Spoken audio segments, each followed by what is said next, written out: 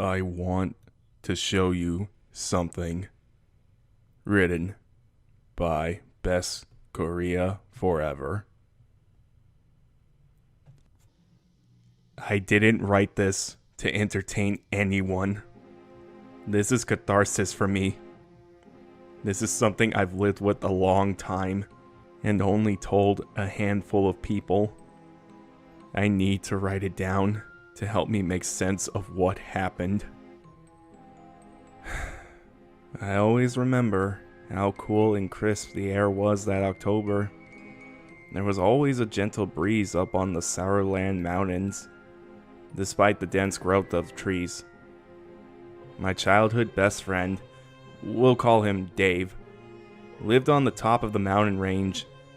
His parents had a house at the end of a long road, dotted with mansions owned by millionaires. Their house was in the center of the cul-de-sac, a dwarf by comparison. Nobody complained, since the nearest neighbor was half a mile away. We were both 17 at the time, and both at school. Dave was in a trade program, learning something mechanical. I had dropped out to start college early. We had an odd overlap where neither of us was working or going to class that fall. Dave and I spent that time in the woods behind his parents' house. Our favorite pastime was getting stoned and wandering through them. His parents were an odd mixture of hippie and yuppie. Made good money, but didn't give a damn about getting high. I bet they got high themselves, thinking back on it. But we still preferred to hide it from them. I guess it was the thrill of doing it alive. So we cleared out a section of the woods and built a small fort. It had a short wall around the circular clearing, with log seats and a small fire pit. We never actually got around to having a fire there. There was always talk of camping out overnight at some point.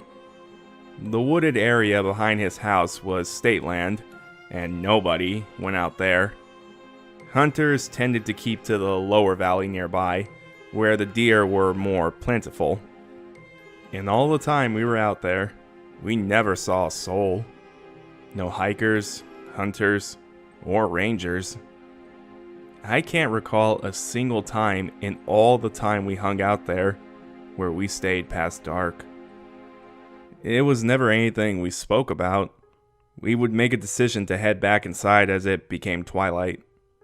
It felt like the right time to leave. Neither of us ever had bad feelings or got creeped out. It was a place we enjoyed being. That October changed that for me, and I never looked at those woods the same after. I ended up living with Dave and his family through the entirety of the fall. My parents didn't agree with my decision to leave school. We spent more and more time in the woods, and our fort became a well-traveled destination. I could make my way there blindfolded, despite how dense the trees were and how confusing the path was. We were at home in those woods. I slept on a futon in Dave's bedroom, on the second floor, down the hall from the upstairs bedroom. I woke up sometime after midnight and went to take a piss. I remember passing by Dave while he slept. When I left the bathroom a few minutes later, I saw Dave standing at the bottom of the dark staircase, looking up at me. He was fully dressed and wide awake. Not wanting to wake his parents, I quietly asked him what he was doing down there. His response, in a strange whisper, was, "I want to show you something." He walked into the dark hallway next to the stairs, and I heard the back door open. That door opened onto the deck, which was facing the woods where we spent all afternoon that day. Confused, I grabbed my boots from next to his closed bedroom door and hurried down the stairs. I figured he wanted to sit on the deck and smoke a joint, or go for a walk down the road. We rarely did that due to lack of streetlights, but it wasn't unheard of. I walked out the back door and onto the deck, expecting to find Dave, but he wasn't there. The outside lights were still off. This was a rule anytime we left at night, otherwise his parents would tear into us. I looked around the area beside the deck and thought I could make out his silhouette. At the edge of the woods, I called out to him and asked him what he was doing. I told him to come back inside. His response was a hush. I want to show you something. And he turned and walked into the woods. Dave was a hard-headed guy. He was short, 5'6" on a good day, and scrawny. He worked hard to prove to everyone how tough and brave he was. I assumed he wanted to camp out at the fort, or he was trying to scare me. I didn't want to go into the woods, despite knowing them like the back of my hand. I remember it well. It was as silent as a grave. No animals, no insects, nothing. That never happened, even when we were on the deck for hours at night getting stoned. I was on edge, but I didn't want to worry about him while he wandered through the trees in the dark. I always looked out for him, like he was my brother. He never had a great sense of direction, and would get lost even in the middle of the day. I couldn't go back inside, and I wondered if he was okay. So I followed him. I walked to the edge of the woods, but I couldn't see him anymore. I called out to him and asked him to wait for me, or come back. From deep in the trees, I faintly heard him say, I want to show you something. I thought my ears were playing tricks on me, because he sounded too far away. There was no way he could have made it that far in such a short time. So I walked into the woods. The fort was a good 3/4 of a mile from his house.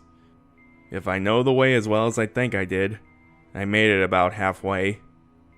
I'd stop occasionally to look for him, or listen for his footsteps, but I never heard or saw anything. I tried calling out to get him to come back, but he stopped responding. At this point, I woke up enough to realize how terrible an idea this was, and decided to head back. I figured I'd get a flashlight or wake his parents up and get their help. Maybe something was wrong with him, and he wasn't in a right frame of mind. I turned around and started back towards the house. I didn't get more than 5 feet before I heard him say, I want to show you something. Loudly, like he was a foot behind me. I turned to look at him, and all I could make out was his outline. The darkness inside the trees turned him into a shadow, an absence against the backdrop of the woods.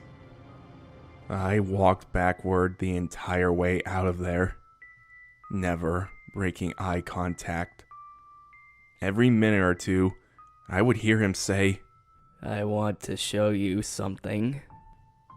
When I got back to the house and got up on the deck, I made my way inside and turned on the lights in the yard. Forget Dave's parents. I wanted to know what was going on. I saw the Dave-shaped shadow at the edge of the woods, staring at me in the house. Then, it walked into the woods and was gone. I went upstairs with the intention of waking up his parents and asking them to help me figure out what was wrong.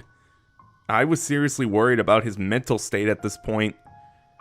I got to the top of the stairs to find a half-asleep Dave coming out of the bathroom. Where were you, bro? He asked me. I didn't know how to respond. He hadn't been outside. He was wearing a pair of boxers and nothing else. He'd have to have crossed the yard, go around the house, come in the front door, sneak past me, make it upstairs, and get undressed. In the time it took me to walk the 5 feet from the door to the staircase. I told him what had happened. He didn't believe me at first. I was a skeptic and didn't spook easily. Once he saw how terrified I was, I think he believed me. We didn't go into the woods anymore after that. That October was almost 17 years ago. I haven't been back to those mountains in over a decade. Dave died 2 years ago. Heroin overdose. He had been clean and sober for years, but relapsed and was gone. I didn't get to attend his funeral, since I live down south now. About a year after he died, I found myself back in New Jersey, visiting some friends. His name came up in conversation a few times, and we all had stories to share.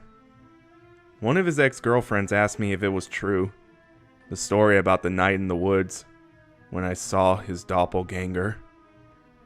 I told her it was, and it wasn't just in the woods. It was in the house, and I swear it sounded like him. I told her I would never forget the way it kept saying that, over and over. We parted ways, and later that night, I found myself back in that town. Not on the mountain, but not far. Near the house I grew up in. I was in my friend's backyard shortly after dark. He had gone inside to grab some more beers, and I was trying to unwind before my drive home in the morning.